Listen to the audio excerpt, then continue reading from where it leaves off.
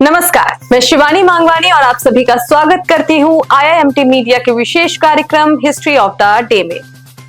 आज के दिन हुई थी देश में दूरदर्शन की शुरुआत। दूरदर्शन का पहला प्रसारण 15 सितंबर 1959 को ट्रायल के रूप में किया गया था। इस दौरान आधे घंटे तक प्रोग्राम प्रसारित किया गया था जो शैक्षणिक और विकास के कार्यक्रम पर आधारित था।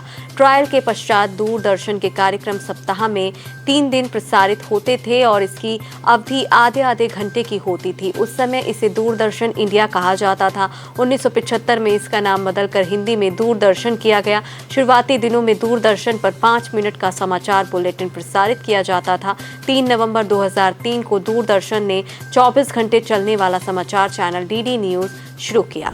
देश में आज के दिन मनाया जाता है इंजीनियर दिवस। 15 सितंबर को पूरे देश में इंजीनियर दिवस मनाया जाता है। यह दिन देश के महान इंजीनियर भारत रत्न एम विश्वेश्वरैया को समर्पित है।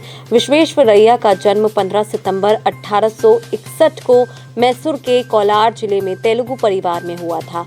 कृष्णराज सागर बांध, Bhadravati iron and steel works Mysore, Sandal oil and soap factory Mysore, विश्वविद्यालय बैंक ऑफ मैसूर समेत कई उपलब्धियां विश्वेश्वरैया के नाम दर्ज है। इसीलिए उन्हें कर्नाटक का भागीरथी भी कहा जाता है। विश्वेश्वरैया ने स्टील के दरवाजे बनाए जो बांध से पानी के बहाव को रोकने में मदद करते थे।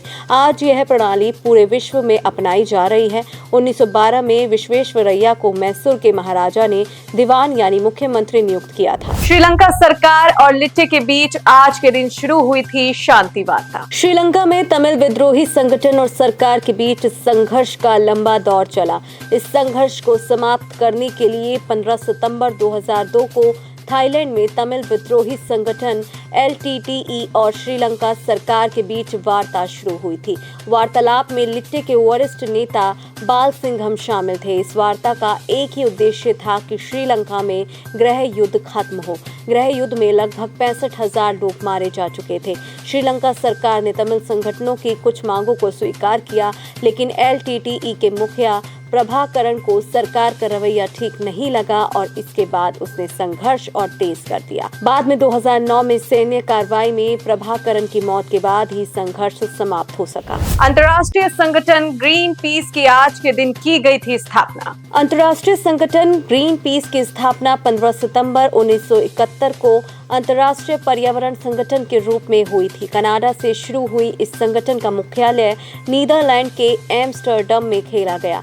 ग्रीन पीस का शुरुआती उद्देश्य नाभिकीय हथियारों और परमाणु परीक्षण से पर्यावरण को होने वाले नुकसान से बचाना था, लेकिन धीरे धीरे संगठन ने पर्यावरण से जुड़े मुद्दों को उठाना शुरू कर दिया। यह संगठन समुद्री जीवों की रक्षा के लिए भी प्रतिबद्ध है और व्हेल, सील व अन्य विलुप्त प्रजाति के समुद्री जीवों की रक्षा के लिए कार्य करता है। समुद्री जीवों की रक्षा के लिए यह जहाज रेनबो वॉरियर का प्रयोग करता है। आज के दिन जापान ने किया था प्योंगयांग पर हमला। क्षेत्रीय अधिकारों को लेकर चीन और जापान के बीच विवाद काफी लंबे समय से चलता रहा है।